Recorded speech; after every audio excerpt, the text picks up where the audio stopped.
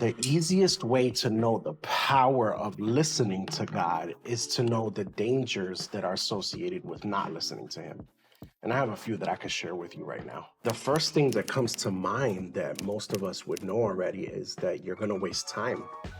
As a Christian, you are automatically associated with the power of listening to God's voice. And maybe you don't necessarily know the actual power of it, but you know its importance. And you know, when you've heard from other people, that not listening to God is essentially the easiest way for you to waste time in your walk with Him. And it's true, because whenever God has a plan for us and we have a desire to follow Him, whenever He tells us to do something and we don't do it, all we're doing is wasting the time that it would take us to get from point A to B. Case in point, Moses and the Israelites on their way to the promised land. A journey that should have taken them a certain amount of time took them way more time because they didn't want to listen to God, and instead they wanted to operate in their own way. Sometimes when we don't listen to God, there are terrible consequences that come due to the tunnel vision that we have in making our own decisions, man. If you've been walking with God for any amount of time, you know what that's like. You know that your mind is just so focused on what you believe to be true. You believe that this is the best way and you commit to it, knowing that in your heart and in your spirit, God is telling you to go in another direction. But you just want to try it anyway. Has anybody been there? Because I know I have. I know you've been there. I know that there has been times where you really just wanted something so bad, even though you knew that God was saying no. You went for it, and maybe you suffered. But this last one is one that is equally true as the first two and equally damaging as the first two, but it can be one that we often overlook if we don't pay attention to it, if we don't maybe care about how it's going to affect us. And the last one is that not listening can create a lack of intimacy with God. And you see, here's the thing about it.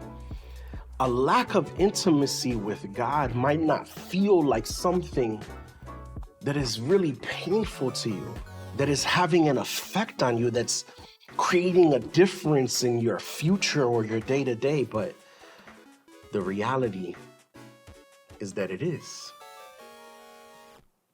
You see, Adam and Eve, their consequence for sinning was separation from God, and the consequence of not being in relationship with Jesus and accepting Him as Lord and Savior is eternal separation from God. And some of the most important things that happened, its effect was separation from Him.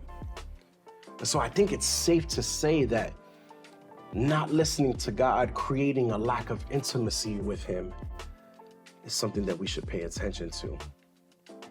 So let's continue to build this. Stay with me here, right? We take this one less seriously because we're born in separation, and yet being called into proximity and relationship with Him. But our natural place in life, our natural way of being is separated from Him. We're born into sin, like Scripture says. And because we're born into that separation, it's so easy for us to overlook how it's affecting us and overlook how it's dangerous, and it's a consequence of the life that is lived in separation from Him. And we might be ignorant of what proximity to God looks like. And so I want to do a comparison here. We live at one point of our lives in that ignorance of what being close to God is like. It's the same thing as how we live in ignorance of what living life with a soulmate is like. And that doesn't change until you meet them, and then you date them, and then you court them and then you marry them and you spend the rest of your life with them. Then you begin to experience what being with a soulmate is actually like, but you would have never known how it would change you, how it would mold you until you meet that person. And it's the same. The ignorance is the same of what proximity with God looks like. You can't know what it's like to encounter the lover of your soul, the person who ignites a fire within you to be the best version of yourself. You can't know what it's like to be with a person that balances you, challenges you, changes you, puts a fire deep within you that you cannot quench. You can't know what the electricity of being in love with a person that is perfect for you is like. You can't know what it's like, especially if you're dating below your standards. You see, I want to posit to you that if you don't know what the importance of listening to God is, you may be distracted.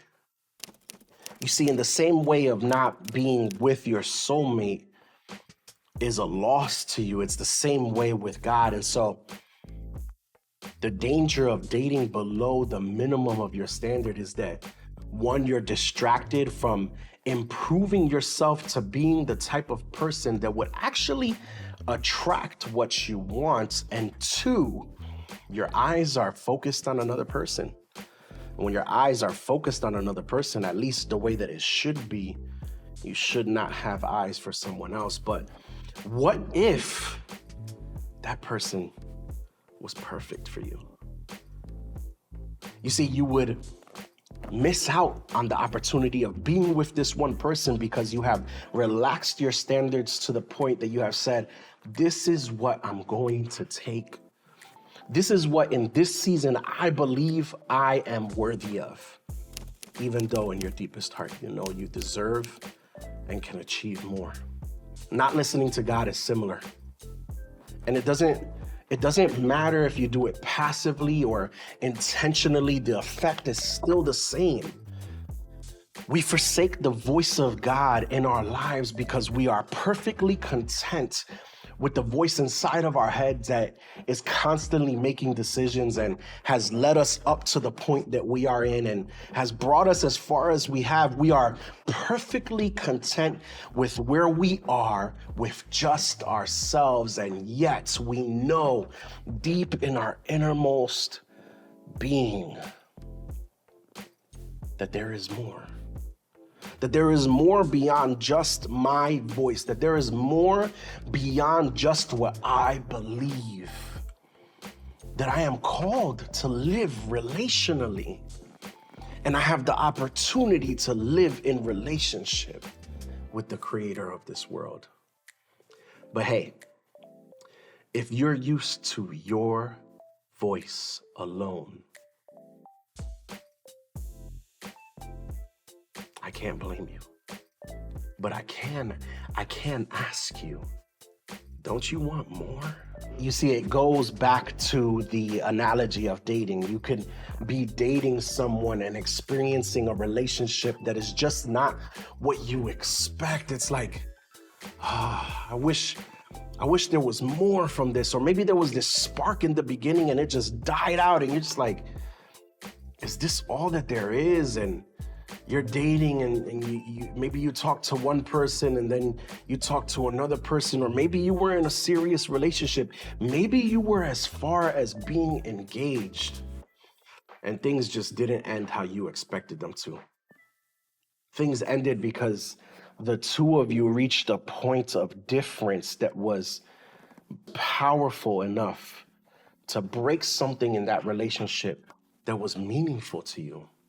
And so it was better to part ways than to be together with this person because things just didn't match anymore. And usually what happens after these heartbreaks, we enter these moments of despair. Have you ever been there before where you're just like, there's nobody out there for me. I'm never gonna find anybody. I'm the worst person in this world. Or maybe you're different. Maybe you just go and you just try to numb your feelings and numb them with alcohol or in a bed in someone else's arms. And yet both of those things, telling yourself there's no one out there, and that despair and hopelessness or the numbing and the rage do nothing to change the brokenness of your heart. They do nothing to fulfill that piece of your heart that is longing for connection and love. But here's the thing, those of you who are in a fulfilling marriage, those of you who have gotten there, you know that all of those heartbreaks mean nothing in light of the love you are experiencing today. And listen, you know that it's not easy. You know that it takes work. You know that it takes your involvement, your care, your dedication, your sacrifice, but you know it's worth it in every one of those moments when you look into that person's eyes. And yeah, they're not perfect and they don't need to be, but they're perfect for you. So we come full circle again. And the reason that you entered into that despair or into that numbing is because something inside of you said that what you wanted and what you need is not out there. But coming to realize that it is changes everything for you. Once you experience true, meaningful, life-changing love, it changes everything. And it's the same with God. It's once you experience his true, life-changing, meaningful love, all you're gonna wanna do is listen to him.